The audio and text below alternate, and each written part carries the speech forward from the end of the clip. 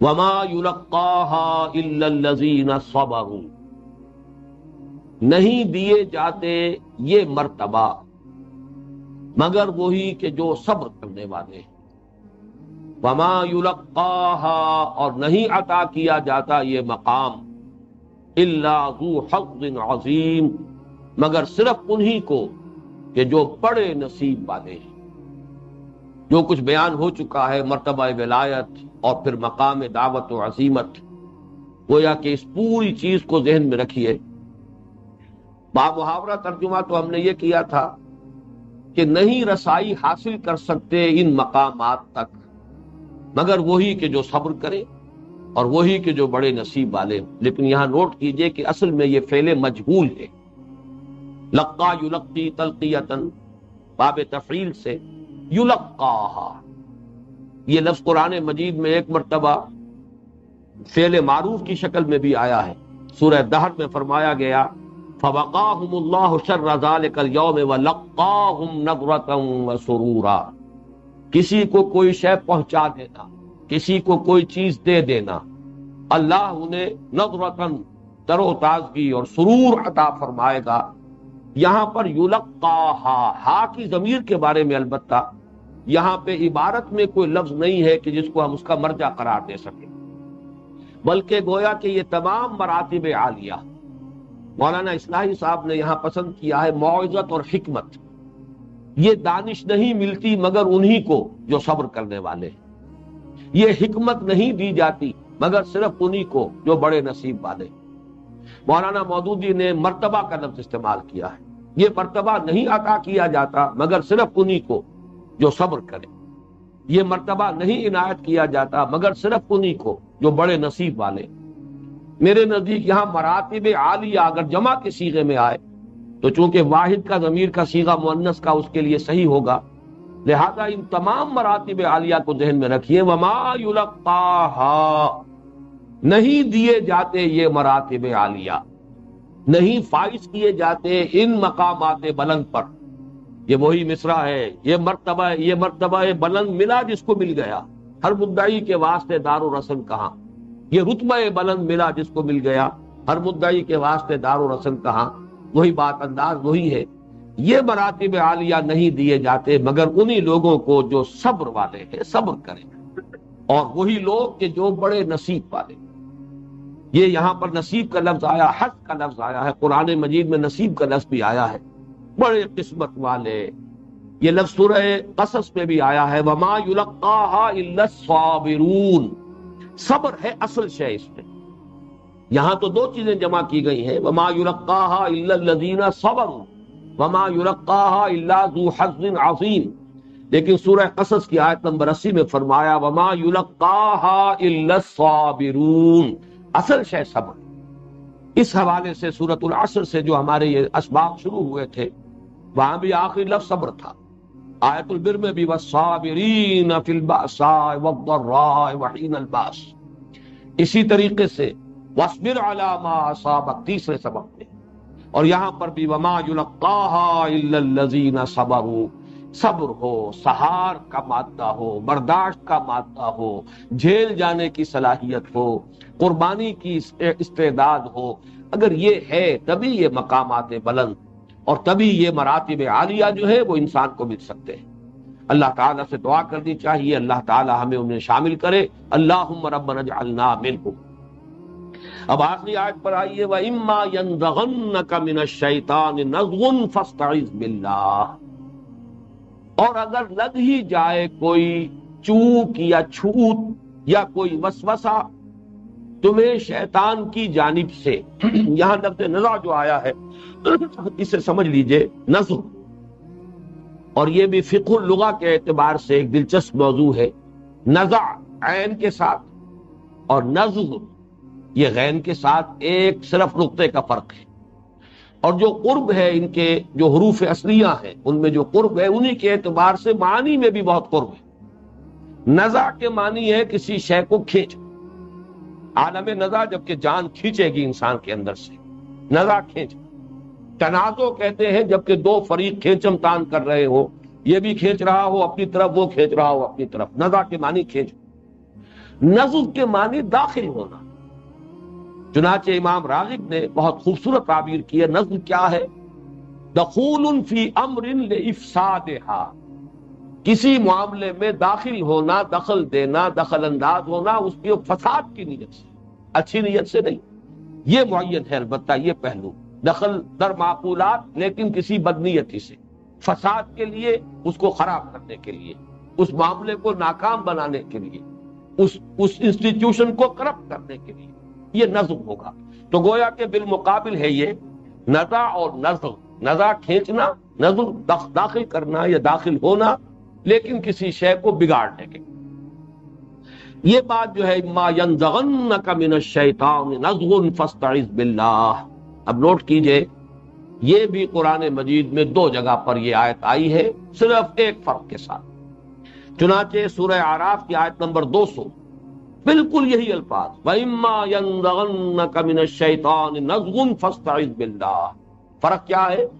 یہاں ہے اِنَّهُ هُوَ السَّمِيعُ الْعَلِيمُ، وہاں ہے هُوَ اِنَّهُ سَمِيعٌ عَلِيمٌ. بس فرق یہ ہے، ہوا کا ایک لفظ جو ہے اس میں اضافہ کر دیا گیا، اس میں زیادہ زور پیدا ہو گیا. اِنَّهُ هُوَ السَّمِيعُ الْعَلِيمُ، یقیناً وہی ہے سب کچھ سننے والا اور سب کچھ جاننے والا. اس ہمارے درس میں بھی نوٹ کیجئے ایک اور مشابہت پچھلے درس کے ساتھ. سورہ لقمان کے دوسرے رکوع میں بھی اللہ تعالیٰ کے 4 اسماء گرامی آئے تھے، غنی، حمید، لطیف، خبیر. اس درس میں بھی 4 اسماء گرامی اللہ تعالیٰ کے آئے ہیں. چنانچہ اس سے پہلے آ چکا ہے غفور رحیم، نزلم من غفور رحیم، اور یہاں پر آخر میں آ رہا ہے سمیع اور علیم. 4 اسماء اللہ کے، اور اسم اور صفت میں کوئی فرق نہیں ہے سوائے اس کے کہ اگر وہ کامن ناؤن ہے، اس میں نکرہ ہے تو وہ صفت کہلائے گی. غفور صفت ہے، الغفور اگر اس میں الف لام داخل ہو گیا ہے، لام معرفہ معرف باللام ہو گیا، پراپر ناؤن ہو گیا، یہ اللہ کا نام ہے. سمیع یہ صفت ہے، السمیع یہ اللہ کا نام. تو درس ثالث میں بھی 4 اسماء و صفات، اور درس رابع میں بھی اللہ تعالیٰ کے 4 اسماء و صفات آئے. یہ نزغ جو ہے شیطان کی طرف سے، اس کا بھی تعلق مقام دعوت سے ہے. یہ میں عرض کر چکا ہوں پچھلے نشست میں کہ یہ 4 آیات در حقیقت مقام و مرتبہ دعوت سے متعلق ہیں. جیسے کہ پہلی 3 آیات اس سبق کی وہ مرتبہ ولایت یا مقام عبدیت سے متعلق. چنانچہ جب کسی داعی کو مخالفت کا سامنا ہوتا ہے، کوئی شخص گالی دیتا ہے، ظاہر بات ہے کہ نفس میں ہیجان پیدا ہوگا، نفس میں انتقامی جذبات ابھریں گے. اگر انسان کے بس میں ہے قہر درویش مرجان درویش، اگر تو انسان کے بس میں کچھ نہیں ہے تو وہ اندر ہی اندر اسے پیے گا مجبوراً. یا پھر یہ کہ کچھ کر سکتا ہو پھر اپنے آپ کو کنٹرول کرے، یہ بھی اس سے بہت بلند درجہ ہے. لیکن یہ کہ نفس میں تو ہیجان پیدا ہوتا ہے، رد عمل پیدا ہو جاتا ہے، وہ انتقام جو ہے لینا چاہتا ہے.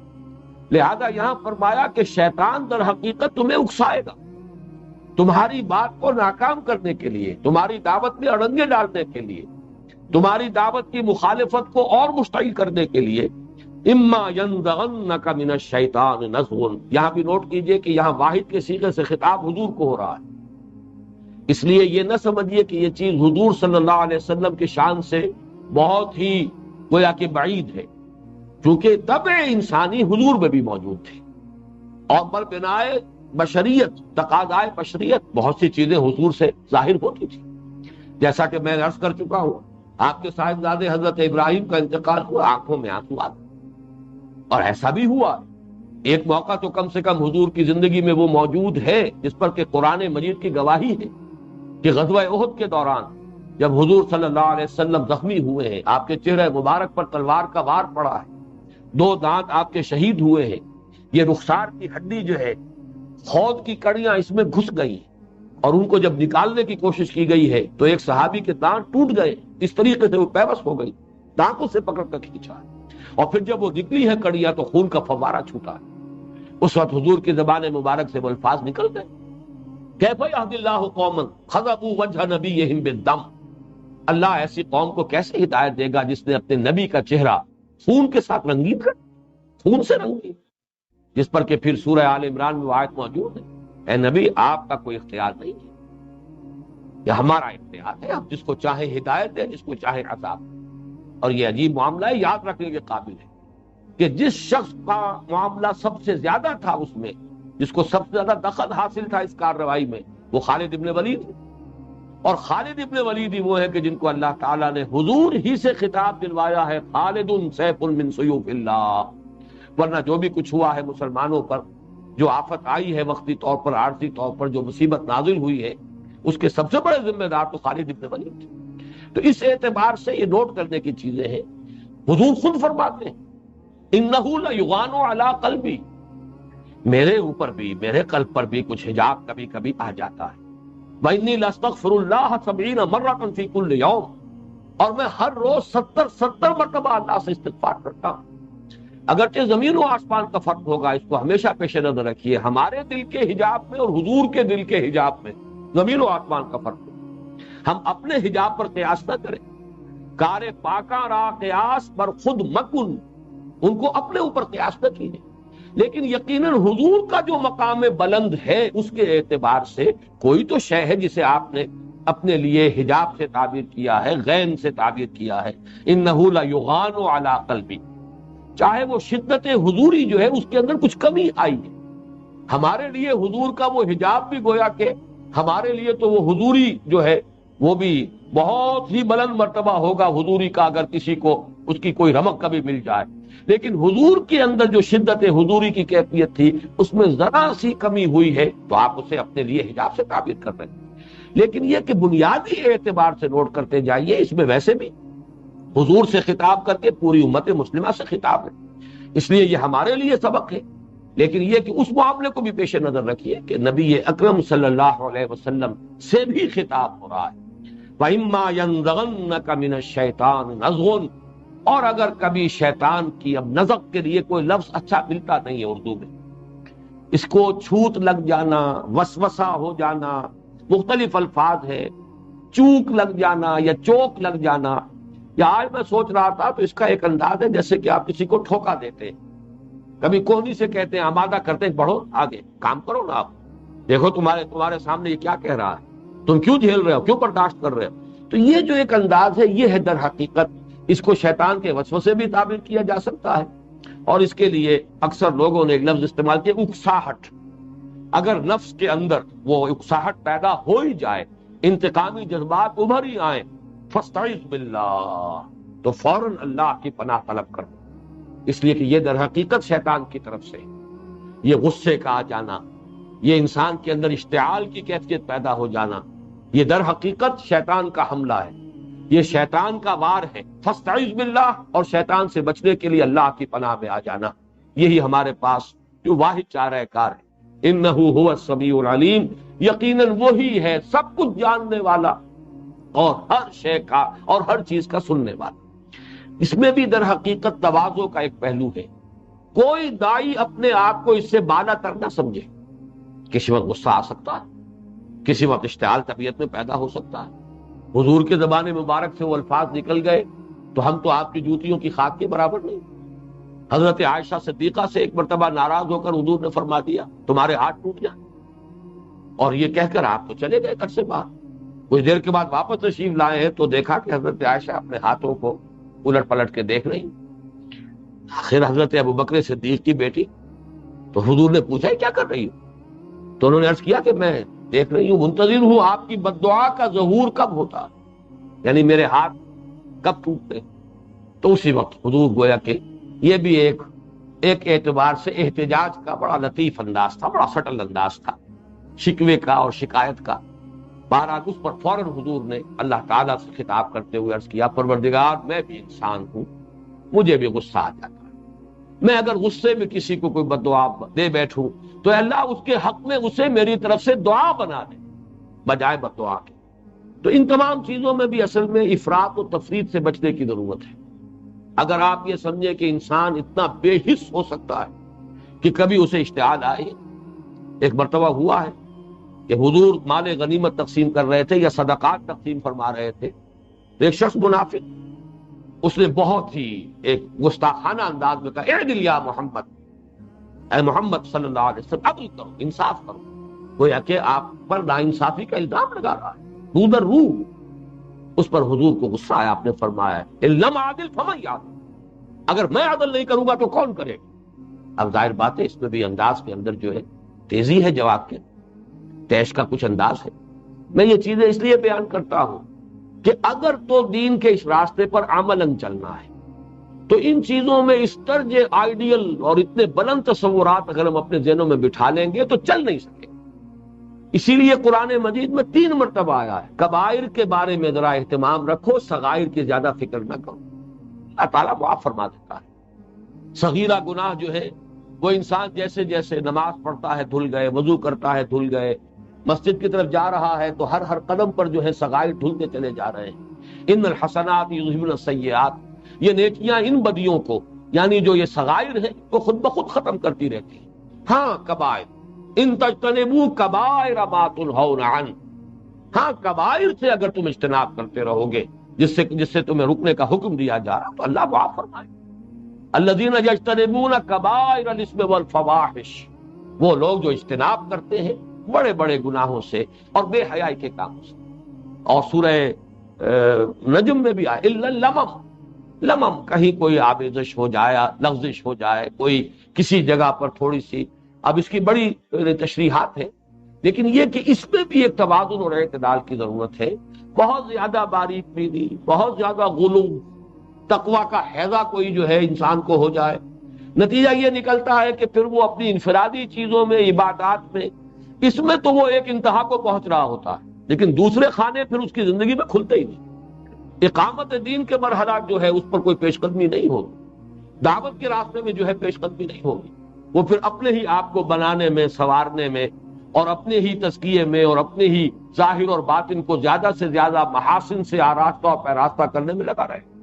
اور یہ بھی در حقیقت میں پھر عرض کر رہا ہوں کہ نفع شیطان کا ہوگا، نقصان دین کا ہوگا۔ بہرحال اب ایک آخری بات جو مجھے عرض کرنی ہے، بلکہ 2 باتیں۔ ایک تو میں نے عرض کیا تھا کہ یہ جو مقام ان آیات میں آیا ہے جو سورہ حمیم و سجدہ کے 5ویں رکوع کی 4 آیات ہے پہلی، جو ہمارے اس چوتھے درس کا حصہ ثانی ہے، جس کے لیے مقام دعوت و عزیمت کا عنوان میں نے تجویز کیا۔ میں نے یہ عرض کیا تھا کہ اس سے بلند تر مقام ہے اقامت۔ اقامت کی جد و جہد میں بدلہ لینے کا مرحلہ بھی آتا ہے۔ دعوت کے مرحلے میں ادفع باللتی احسن، وہاں شرط لازم یہی ہوگی، وہاں درویشی ہی لازم ہے، وہاں مار کھاؤ، اور نہ صرف یہ کہ ہاتھ نہ اٹھاؤ، یہ تو صبر کا پہلا درجہ ہے، مار کھاؤ اور دعائیں دو، گالیاں کھاؤ اور دعائیں دو، تم پر پتھر پھینکے جائیں تم لوگوں کو پھول پیش کرو۔ یہ جو درویشی ہے، بانشہ درویشی در ساز و دمادم زن، یہ دعوت کے مرحلے کا تو یوں سمجھیے کہ لازمہ ہے، اس کی شرط لازم ہے۔ لیکن اگلا مرحلہ اقامت کا آتا، جد و جہد کرنی ہے، باطل سے پنجہ آزمائی کرنی ہے، باطل سے ٹکرانا ہے، تصادم موڑ لینا ہے۔ ظاہر بات ہے یہاں درویشی کام نہیں دے گی، اگلے مرحلے میں انتقام بھی ہے، بدلہ بھی ہے۔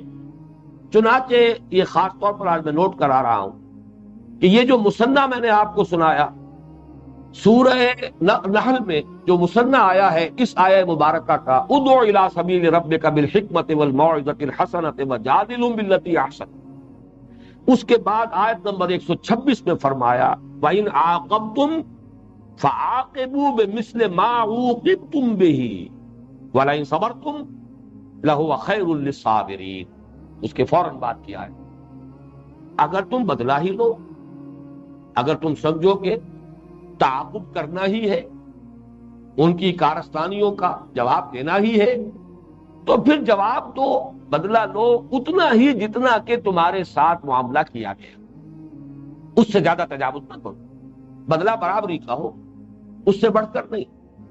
فَإِنْ عَاقَبْتُمْ فَعَاقِبُوا بِمِثْلِ مَا عُوقِبْتُمْ بِهِ ہاں وَلَئِنْ صَبَرْتُمْ لَهُوَ خَيْرٌ لِّلصَّابِرِينَ، اگر تم صبر سے کام لو تو یقیناً یہ صبر کرنے والوں کے لیے بہتر ہے۔ اب یہ کیوں کہا گیا آخر میں اگر صبر کرو تو بہتر ہے؟ اس لیے کہ یہ تمام مکی صورتیں، مکی دور میں تو ابھی دعوت ہی کا مرحلہ تھا، ابھی اقامت کی جد و جہد شروع نہیں ہوئی، وہ مرحلہ اگلا جو ہے وہ تو ہجرت کے بعد آنا ہے، لیکن اشارے کر دیے گئے کہ یہ ہمیشہ کے لیے نہیں ہے، یہ دائمی اصول نہیں ہے، یہ مرحلہ دعوت کا تو لازمی تقاضا ہے، اس کی تو لازمی شرط ہے، لیکن یہ نہ سمجھنا کہ یہی رول ہے ہمیشہ کے لیے، اس میں کوئی استثناء نہیں ہے، استثناء ہے۔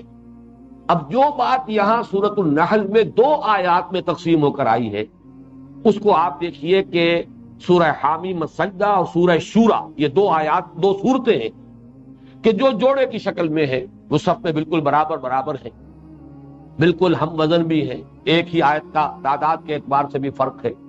یہ دونوں صورتیں جوڑے کی شکل میں ہیں، اور سورہ حامیم السجدہ کا مرکزی مضمون ہے دعوت، جبکہ سورہ شورى کا مرکزی مضمون ہے اقامت۔ النقیم الدین ولا تتفرقوا فیہ، دین کو قائم کرو اور دین کے معاملے میں متفرق نہ ہو جاؤ۔ شریعت میں، احکام میں، تفصیل میں اختلاف ہو سکتا ہے، اجتہاد میں اختلاف ہو سکتا ہے، دین میں، دین تو بنیاد، دین تو ہے در حقیقت اللہ کو مطاع مطلق مان کر اس کے اطاعت میں اپنی پوری زندگی دے دینا۔ اس میں تفرقہ ہوگا تو الذین فرقوا دینہم والی بات ہو جائے گی، پھر تو یہ شرک ہے، وہ لوگ کہ جنہوں نے اپنے دین کو پھاڑ دیا، ٹکڑے ٹکڑے کر دیا۔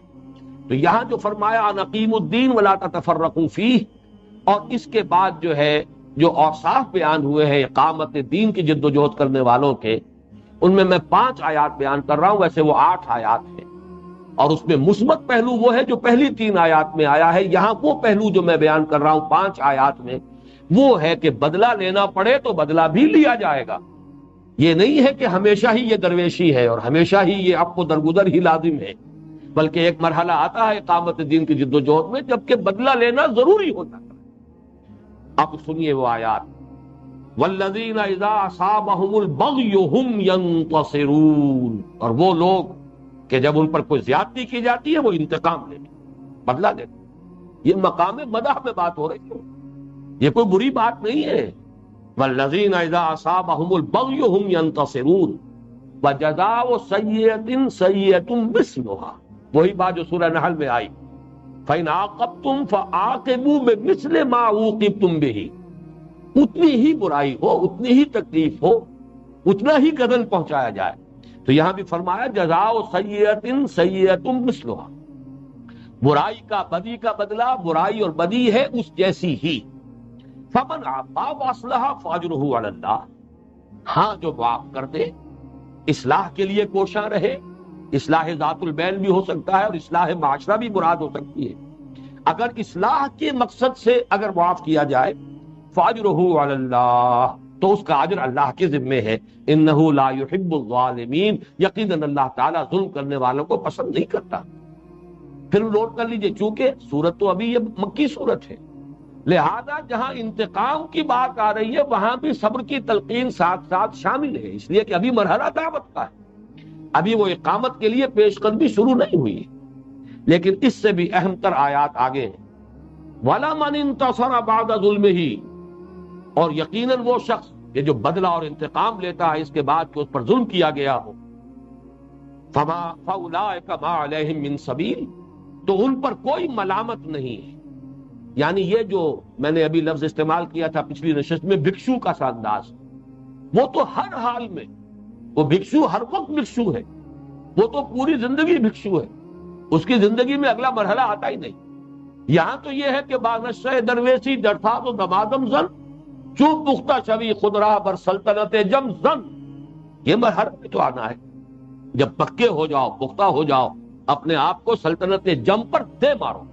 یہ دے مارنے میں مرحلہ جب آئے گا تو یہاں فرمایا وَلَا مَنِ انتصر بعد ظلمه، جو کوئی انتقام لیتا ہے اس کے بعد کہ اس پر ظلم ہوا، فَأُولَٰئِكَ مَا عَلَيْهِم مِّن سَبِيلٍ، تو اس کو کوئی ملامت نہیں کی جائے گی کہ کیوں تم نے بدلہ لیا، کیوں تم نے معاف نہیں کر دیا۔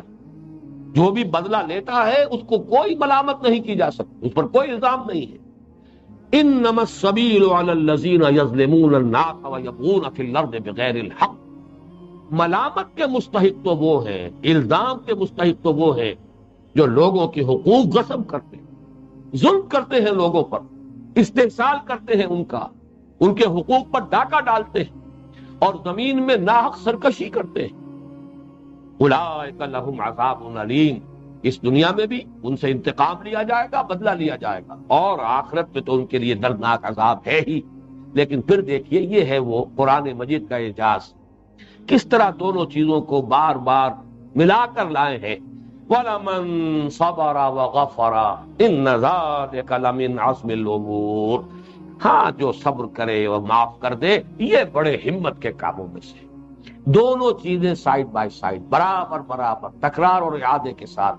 تو یہ میں نے اس لیے واضح کرنا ضروری سمجھا کہ یہ جو درس رابع ہے ہمارا، یہ دو اعتبارات سے جو اکتسابی مقام انسان کا ہے اس کی بلند ترین منزل، مقام عبدیت، مرتبہ ولایت حصہ اول، مقام دعوت و عظیمت حصہ ثانی، لیکن وہاں بھی ایک بلندتر درجہ ہے اور وہ استفائیت اور اجتماعیت کا درجہ ہے۔ اس پر تفصیلی بحث ہوگی سورہ حج کے آخری رکوع کے درس میں، جو ہمارے اس منتخب نصاب کے تیسرے حصے کے آخر میں آئے گا۔ اور ایک ادھر بھی درجہ ہے، دعوت سے بلندتر درجہ ہے اقامت کا، اور اقامت کے تقاضے کچھ مختلف ہو جاتے ہیں۔ اصل میں یہی وہ بات ہے جسے ایکسپلائٹ کیا ہے مغربی مفکرین نے حضور پر الزام لگانے کے۔ ٹوائنبی کا ایک جملہ ہے جس پر پوری کتاب لکھ دی ڈاکٹر منٹگومری واٹ نے۔ ٹوائنبی کا جملہ یہ تھا، محمد failed as a prophet but succeeded as a statesman۔ معاذ اللہ، نقل کفر نہ باش، محمد ایک نبی کی حیثیت سے تو ناکام ہو گئے لیکن ایک مدبر اور سیاستدان کی حیثیت سے کامیاب ہوئے، اس لیے کہ وہ در حقیقت کنٹراسٹ شو کر رہا ہے۔ مکے میں جو محمد نظر آ رہے ہیں وہ داعی ہے، وہ مبلغ ہے، ان کا نقشہ وہی ہے جو حضرت مسیح کا نقشہ تھا۔ حضرت مسیح کے 3 سال، یہاں حضور کے 13 سال، نقشہ تو ایک ہی ہے۔ جبکہ مدینے میں جو محمد نظر آ رہے ہیں وہ تو حاکم ہے، سپہ سالار ہے، وہ سٹیٹس مین ہے، وہ مدبر ہے، وہ قاضی ہے۔ یہاں تو دوسری شانیں ہیں جو ظاہر ہو رہی۔ کل یوم ہوا فی شان، جیسے اللہ کا معاملہ ہے، ہر دن اس کی ایک نئی شان ہے، تو بہرحال اسی کا عکس ہے انسانوں میں بھی، حالات اور کیفیات بدلتے ہیں۔ کچھ لوگوں نے اسے تضاد سے تعبیر کر دیا، چنانچہ اسی تضاد اور کنٹراسٹ کو پورے طور پر نمایاں کرنے کے لیے منٹگومری واٹ نے سیرت النبی پر کتابیں لکھی، 2 علیحدہ علیحدہ۔ ایک کا عنوان ہے محمد ایٹ مکہ، دوسرے کا نام ہے محمد ایٹ مدینہ، یہی ظاہر کرنے کے لیے کہ مکے والا محمد کچھ اور ہے اور مدینے والا محمد کچھ اور ہے۔ نعوذ باللہ من ذالک۔ در حقیقت ان لوگوں کے سامنے اقامت دین کا تصور نہیں، دعوت کا تصور ہے، اس کے تقاضے معلوم ہیں، اس لیے کہ وہ تو تمام انبیاء کی زندگیوں میں نظر آ رہا ہے۔ یہ اقامت کے جو آخری مراحل ہیں یہ صرف سیرت محمدی صلی اللہ علیہ وسلم میں نظر آتے ہیں، یہ آپ کا امتیازی مقام ہے۔ چنانچہ میری جو ایک کتاب ہے نبی اکرم صلی اللہ علیہ وسلم کا مقصد بعثت، در حقیقت اس کا بنیادی مضمون یہی ہے، شروع یہی سے ہوتی ہے کہ نبوت اور رسالت کا ایک مقصد ہے بنیادی، ایک ہے تکمیلی۔ بنیادی مقصد ہے دعوت، انذار، تبلیغ، تبشیر، اور تکمیلی یہ ہے اقامت دین، اظہار و دین الحق علی الدین کلہ، دین کو غالب کر دیں، دین کے نظام کو برپا کر دیں۔ اس کے جو تکمیلی مراحل ہیں وہ صرف سیرت المحمدی صلی اللہ علیہ وسلم نظر آتے ہیں، اس لیے لوگ پہچان نہیں پائے۔ خیر دوسرے نہ پہچانے تو کوئی شکوہ نہیں، دوسروں کے لیے تو ظاہر بات ہے کہ بدنیتی کے ساتھ انہیں تو حملہ کرنے کے لیے بھی کوئی بہانہ چاہیے۔ افسوس اور غم جو ہے اور مرثیہ اور ماتم جو ہے وہ اس کا اپنوں نے نہیں پہچانا۔ اپنے سیرت نگار بھی اکثر و بیشتر جو ہے وہ صرف پہلے مرحلے سے واقف ہے، دوسرے مرحلے کی وہ واقعات تو ظاہر بات ہے کیا کریں گے، کہاں لے جائیں گے، غزوہ بدر اور غزوہ سے لے کر غزوہ بدر سے غزوہ حنین تک بیان تو کریں گے، لیکن یہ کہ اس آخری مرحلے کا جو اصل فلسفہ ہے اور اس کے جو امتیازی جو کیفیات ہیں ان کو شرح و بسط کے ساتھ کسی نے بیان نہیں کی۔ اللہ تعالیٰ نے ہمیں توفیق دی ہے، منہج انقلاب نبوی میں اس کی پوری تفصیل بیان۔ بہرحال ایک تو یہ بات تھی جو میں نوٹ کرنا چاہتا تھا، اور اب ہمارے اس چوتھے سبق کے ضمن میں اس کا ضمیمہ سمجھ لیجئے۔ یہ جو میں نے آپ کو چارٹ کی شکل میں ہدیہ پیش کیا ہے اس کو سامنے رکھیے، یہ 4 اسباق کے مضامین کا ایک تجزیہ ہے، جوامع الکلم من القرآن الحکیم۔ اصل میں جوامع الکلم ایک حدیث میں الفاظ آئے ہیں، حضور نے فرمایا اوتیت جوامع الکلم، مجھے اللہ تعالیٰ نے بڑے جامع کلمات عطا کیے ہیں، ایسی باتیں، مختصر الفاظ لیکن نہایت جامع بات، اس کے اندر حقائق اور معارف اور ہدایت اور علم کا ایک سمندر ہے کہ جو کوزے میں بند ہو گیا۔ تو قرآن مجید میں سے جوامع الحق کلم جو ہے وہ یہ 4 ہیں جو ہم نے اپنے اس منتخب نصاب کے حصہ اول میں شامل کیے.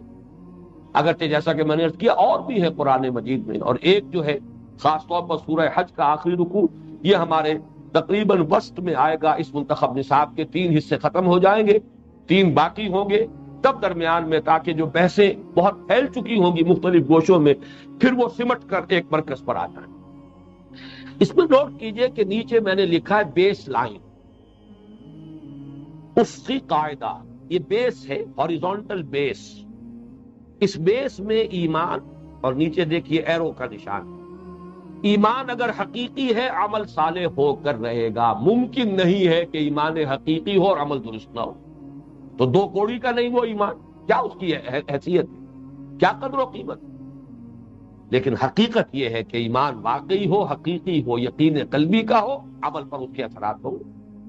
عمل صالح جب میچور ہوگا دوسرا ایرو ہے تواصی بالحق. جیسے کہ درخت جب پک جاتا ہے تو اس میں پھل نورما ہوتا ہے. آم کی گٹھلی سے درخت بنا تھا، درخت میچور ہوا ہے، اب وہی آم لگ رہا ہے اور اس میں پھر وہی گٹھلی برآمد ہو رہی ہے. تو معلوم ہوا کہ عمل صالح جب میچور ہوگا تواصی بالحق کا پھل اس میں لگے. اور تواصی بالحق اگر کل حق کی ہوگی، پورے حق کو پیش کیا جائے، صرف ان کے ان اجزاء پر اکتفا نہ کی جائے کہ جس سے کسی کو کوئی نقصان نہ پہنچتا ہو، بلکہ وہ بات بھی کہی جائے کہ جس کی کاٹ پڑتی ہو لوگوں کے اوپر، ان کے مفادات پر زد پڑتی ہو، وہ حق کا وہ پہلو بھی اگر بیان کیا جائے تو تصادم ہوگا، ابتلا آئے گی، آزمائش ہوگی، تواصی بالصبر کا مرحلہ آتا ہے. اور اس کے ضمن میں ایک بات رہ گئی تھی سورۃ العصر کے درس کے دوران، اب میں نے اسے باضابطہ لکھ دیا ہے. اور سورۃ العصر کا جو اب نیا ایڈیشن ہمارا نجات کی راہ کی کتابچے کا نیا ایڈیشن جو شائع ہو رہا ہے اس میں وہ شامل. مولانا فراہی رحمت اللہ علیہ نے سورۃ العصر میں اس لفظ تواصو سے قیام خلافت کے وجوب پر ایک پوری فصل قائم کی. اس لیے کہ تواصی باب تفاعل ہے. باب تفاعل کے خواص میں مشارکت بھی ہے کہ مل جل کر ایک کام کرے، اور مبالغہ بھی ہے کہ تواصی یہ وصیت ہو بڑی شدت کے ساتھ اور باہم ایک دوسرے کو. تو جب باہم کا لفظ آئے گا تو ایک اجتماعیت گویا کہ اس میں خود بخود پس منظر میں موجود ہے. گویا کہ پہلے 2 کام تو انفرادی سطح پر بھی ہو سکتے ہیں، ایمان اور عمل صالح، لیکن اگلے 2 کام تواصی یہ تو مشارکت باہمی سے ہوں گے، مل جل کر ہوں گے، اجتماعیت لازم ہے. اور اسی سے انہوں نے لزوم نکالا ہے، وجوب ثابت کیا ہے قیام خلافت کا. اور قیام خلافت چونکہ اس کا دار و مدار ہے اطاعت امیر پر، لہذا اطاعت امیر بھی لازم ہے. یہ تمام نتائج جو ہے مولانا فراہی نے سورۃ العصر پر جو انہوں نے اس کی تفسیر لکھی ہے اس میں تفصیل اس کی بیان کر دی. اور میں نے افسوس کا اظہار کیا اپنی تازہ تحریر میں، ان کے شاگرد رشید مولانا امین حسن اصلاحی، افسوس ہے مجھے اس پر کہ انہوں نے تدبر قرآن میں جب سورہ عصر پر پہنچے ہیں، میں نے گن لی ہے، کل 210 سطروں پر مشتمل ہے تدبر قرآن میں مولانا اصلاحی صاحب کی تفسیر سورۃ العصر. اس 210 میں سے پوری 140 سطریں مولانا فراہی کی تفسیر سے مستعار ہیں، اقتباسات کی شکل میں، 2/3 مولانا فراہی کی تفسیر. لیکن افسوس کہ اس فصل کو گول کر، اصل میں یہ ہے در حقیقت کے انسان کے اندر ترقی معکوس جب شروع ہو جاتی ہے، عمل آگے نہیں بڑھے گا، فکر جو ہے اس کے اندر بھی اس میں لال آ جائے گا. نہ ہو نومید نومیدی زوال علم و عرفاں ہے، زوال علم و عرفاں انسان کے اندر کہ لا یعلم من بعد علم شیئا. اور یہ ہو سکتا ہے کہ ضعیفی کا نتیجہ ہو، اور ہو سکتا ہے کہ جماعت اسلامی سے علیحدگی کے بعد چونکہ وہ کوئی اجتماعی جد و جہد جاری نہیں رکھ سکے، لہذا یہ اس کا در حقیقت رد عمل ہے. بہرحال بہت افسوسناک بات. یہاں اس بیس لائن سے آگے بڑھیے. پہلا سبق لوازم نجات، ایمان، عمل صالح، تواصی بالحق، تواصی بالصبر. دوسرا، اب یہ اس کو اوپر دیکھیے، عمودی ترفع. یہ جو ورٹیکل لائن ہے یہ ہے ترفع کا، بلندی کی طرف. بیس لائن سے ایک درجہ بلند ہے یہ حقیقت بر و تقوی.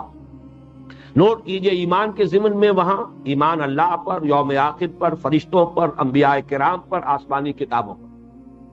عمل صالح کی 3 بڑی بڑی شاخیں، انسانی ہمدردی اور خدمت خلق میں مال کا انفاق. نمبر 2 عبادات، نماز اور زکوٰۃ کا التزام. نمبر 3 معاملات کے ضمن میں ایفاء عہد، والموفون بعہدہم اذا عاہدوا۔ تیسرا خانہ وہاں خالی ہے، اگرچہ مقدر ہے، یہ میں تفصیل بیان کر چکا ہوں، انڈرسٹوڈ تو ہے لیکن صراحتاً مذکور نہیں۔ چوتھے میں صبر کے بھی 3 ہی مراحل وہاں بیان ہو گئے، صبر فقر و فاقہ پر، تکلیف میں، اور سب سے بڑھ کر جنگ کے۔ اب اور اوپر چلیے، پھر وہ ایرو کا نشان دیکھیے، یہ درس سوم جو ہے یہ مقام و مرتبہ عظیمت، سورہ لقمان کا دوسرا رکوع، اس میں اللہ کے شکر کا التزام اور شرک سے اجتناب ایمانیات کے ضمن میں، اور دوسرے اعمال کی جزا و سزا کا یقین، اور نمبر 3 اللہ کے 4 اسما جیسا کہ میں نے آج گنوائے، غنی، حمید، لطیف اور خبیر۔ یہ چیزیں ہیں جو ایمان کے ضمن میں آئی تیسرے سبق میں۔ عمل میں والدین کے ساتھ حسن سلوک، اتباع اور اطاعت اس کی جو خود اللہ کی جانب رخ کیے ہوئے ہو، اقامت صلاۃ، تکبر اور خود پسندی سے گریز، ولا تصعر خدک للناس ولا تمش فی الارض مرحا، میانہ روی اور حلم، یہ حلیم متبع ہونا انسان کا، میانہ روی، واقصد فی مشیک واغضض من صوتک ان انکر الاصوات لصوت الحمیر۔ تیسری چیز تواصی بالحق کے ضمن میں امر بالمعروف اور نہی عن المنکر، جو کچھ بیتے اس پر صبر، یا بنی اقم الصلاۃ وامر بالمعروف وانہی عن المنکر واصبر علی ما اصابک۔ اور یہ بلند ترین درجہ، حد عظیم اور مرتبہ ولایت، وہ یہ ہے۔ سورہ حامیم السجدہ کی آیات 30 تا 36، اس میں ایمانیات کے ضمن میں کیا چیزیں آئیں؟ اللہ کی ربوبیت پر دل کا مطمئن ہو جائے، تھک جائے۔ ان الذین قالوا ربنا اللہ ثم استقاموا، فرشتوں پر ایمان، فرشتوں کی تائید و نصرت پر ایمان، فرشتوں کی طرف سے حوصلہ افزائی، ثابت قدمی کے لیے ثبت الذین آمنوا، اے فرشتوں جاؤ اور اہل ایمان کے دلوں کو اور قدموں کو جمع۔ تیسری چیز آخرت اور خاص طور پر جنت کی نعمتوں کا ذکر، وَلَكُمْ فِيهَا مَا تَشْتَهِي أَنفُسُكُمْ وَلَكُمْ فِيهَا مَا تَدَّعُونَ۔ چوتھی چیز 4 صفات و اسماء، غفور، رحیم، سمیع اور علیم۔ عمل کا معاملہ ایک تو آیا استقامت کے حوالے سے، ثم استقاموا، استقامت ظاہری میں بیان کر چکا ہوں، اطاعت یہ ہے مرتبہ عبدیت، مقام عبدیت۔ پھر عمل صالح خود آیا، لفظ جو کا تو موجود، ومن احسن قولا ممن دعا الی اللہ وعمل صالحا۔ نمبر 3 تواضع، وہ اننی من المسلمین، تواضع اور تفقع سے اجتناب۔ اور نمبر 4 حلم، حلم کس میں؟ اپنے آپ کو یہ نہ سمجھو کہ تم پر کبھی شیطان حملہ آور ہو ہی نہیں سکتا، کبھی یہ خیال نہ کرنا، یہ تکبر نہ ہو، بلکہ سمجھو کہ ہر وقت شیطان گھات میں ہوگا، وہ تمہیں اکسائے گا، تمہارے اندر اشتعال پیدا کرے گا، لہذا حلم کی ضرورت ہے، روکو اپنے آپ کو اور اللہ کی پناہ طلب کرو۔ اور یہاں تیسرا جو مضمون تھا تواصی بالحق، اس کے ضمن میں اہم اصطلاح آ گئی دعوت الی اللہ۔ چوتھی بات جو ہے اس کے لیے عنوان میں نے رکھا ہے صبر کی معراج، یعنی صبر ایک تو یہ ہے کہ جو آئے جھیل لیا، جو نیچے لکھا ہوا ہے تیسرے درس کے ضمن میں، جو کچھ بیتے اس پر صبر، واصبر علی ما اصابک، جو تکلیف آئے، جو مصیبت آئے، والصابرین فی البأساء والضراء وحین البأس۔ اور یہاں آگے آ جو کچھ صبر، جو کچھ بیتے اس پر صبر، اور یہاں یہ اس سے آگے بڑھو، نہ صرف یہ کہ جو کچھ بیتے اسے جھیلو، بلکہ ادفع باللتی ہی احسن، برائی کا بدلہ بھلائی سے، گالیوں کے بدلے دعائیں، پتھروں کے جواب میں پھول۔ یہ معراج ہے صبر کی۔ یہ ہے در حقیقت ایک صفحے میں ان 4 اسباق کے مضامین کا تجزیہ، ان کے مابین جو ربط ہے۔ بہت سے حضرات جو ہے صرف اس ایک جملے سے پریشان ہو جاتے ہیں کہ سورۃ العصر جو ہے یہ لوازم نجات کا کم سے کم سطح پر بیان ہے۔ در حقیقت اس سے مراد یہ ہے کہ یہ بیس لائن ہے، یہ 4 عنوانات ہیں، 4 کھاتے کھول دیے گئے، ہر شے میں بلندی ہوگی، ہر شے میں ترفع ہوگا، ایمان میں بلندی، ایمان میں ترفع، عمل صالح میں بلندی، اس میں ترفع، اسی طرح دعوت میں، دعوت و عظیمت میں ترقی، اسی طریقے سے صبر کے بلند سے بلند مراتب۔ اور جیسا کہ میں اس سے پہلے عرض کر چکا ہوں، اس میں ترقی اگر توازن سے ہوگی، اعتدال سے ہوگی، تو یہ صحت کی علامت ہے۔ کچھ تھوڑا بہت فرق و تفاوت یہ قابل برداشت ہے، نہ صرف قابل برداشت ہے بلکہ قرین قیاس بھی، اس لیے کہ اللہ نے تمام مزاج انسانوں کو ایک جیسے نہیں بنائے۔ کوئی ایکسٹروورٹس ہیں، کوئی انٹروورٹس ہیں، کوئی ایمبی ورٹس ہیں، مختلف مزاج ہیں لوگوں کے، کچھ غور و فکر کا مادہ زیادہ رکھتے ہیں، کچھ بھاگ دوڑ کی صلاحیت زیادہ رکھتے ہیں۔ یہ تو اللہ تعالیٰ کی تخلیق میں، اس کی صنائی میں مونوٹنی نہیں ہے، تنوع۔ اس اعتبار سے کچھ فرق، کچھ لوگوں کو ایمان سے زیادہ شغف ہو، اس کے لیے زیادہ کوشش کر رہے ہوں، کچھ لوگ اپنی انفرادی تزکیے کے اندر زیادہ کوشاں ہوں، لیکن ایسا نہ ہو کہ دعوت کا مرحلہ بالکل ہی بند ہو، یہ خانہ ہی نہ کھلا ہو، اقامت دین کی جد و جہد کا سرے سے کہیں آغاز ہی نہ ہو۔ یہ معاملہ جو ہے یہ پھر غیر متوازن بات ہو جائے گی۔ اسی طریقے سے کچھ لوگ وہ دعوت اور اقامت اس میں تو بڑھ چڑھتا آگے جا رہے ہیں، لیکن خود ایمان کی گہرائی اور گہرائی کی کوئی فکر ہی نہ ہو کہ اس میں بھی کوئی اضافہ ہونا چاہیے، کچھ اپنے عمل کے اندر ترقی کا کوئی خیال ہی نہ ہو۔ تو اگر یہ عدم توازن بہت نمایاں ہو جائے، بہت ہی اس میں فرق و تفاوت جو ہے بہت بڑھ جائے، تو یہ پیتھولوجی ہے، یہ بیماری ہے، جس کی ایک مثال تو در حقیقت وہ حدیث جو میں بارہا بیان کر چکا ہوں، سورۃ العصر والے کتابچے میں بھی موجود ہے کہ اللہ تعالیٰ نے حکم دیا حضرت جبرائیل کو ایک شہر پر عذاب نازل کرنے کا۔ اوح اللہ عز و جل الی جبرائیل علیہ الصلوۃ والسلام ان اقلب مدینۃ کذا و کذا باہلھا، فلاں فلاں بستیوں کو الٹ دو اس کے رہنے والوں سمیت۔ قال فقال، حضور فرماتے ہیں اس پر حضرت جبرائیل نے عرض کیا، یا رب ان فیہا عبدک فلانا لم یعصک طرفۃ عین، پروردگار اس میں تو تیرا وہ بندہ بھی ہے جس نے کبھی پلک جھپکنے جتنی دیر بھی معصیت میں بسر نہیں کی، پھر بھی الٹوں؟ فرمایا ہاں الٹ، اقلبھا علیہ وعلیہ، الٹو اس کو پہلے اس پر پھر دوسروں پر۔ فإن وجہہ لم یتمعر فی ساعۃ قط، اس لیے کہ اس کی بے حسی اور بے غیرتی کا عالم یہ ہے کہ میری وجہ سے اس کے چہرے کا رنگ کبھی متغیر نہیں۔ اسے کوئی ماں کی گالی دے تو پورے جسم کا خون جو ہے چہرے میں آ جاتا، کچھ کر نہ سکے تب بھی کانپے گا، لرزے گا انسان غصے کے اندر۔ لیکن یہ کہ میرے دین کی دھجیاں بکھرتی نہیں، میری شریعت پامال ہوتی نہیں، میرے احکام جو ہیں ان کو توڑا جاتا رہا برسر عام، اور اس کی غیرت اور حمیت جاگی نہیں، بیدار نہیں۔ ایسا بے غیرت شخص وہ مستحق ہے کہ پہلے اس پر آ رہا۔ اور اسی کے برعکس پھر جیسا کہ میں نے عرض کیا، اقامت دین اور جہاد اور مجاہدہ اور اللہ کی راہ میں قتال فی سبیل اللہ، اور اپنے ایمان اور عمل کی فکر نہ ہو، یہ دوسری انتہا ہو جائے گی۔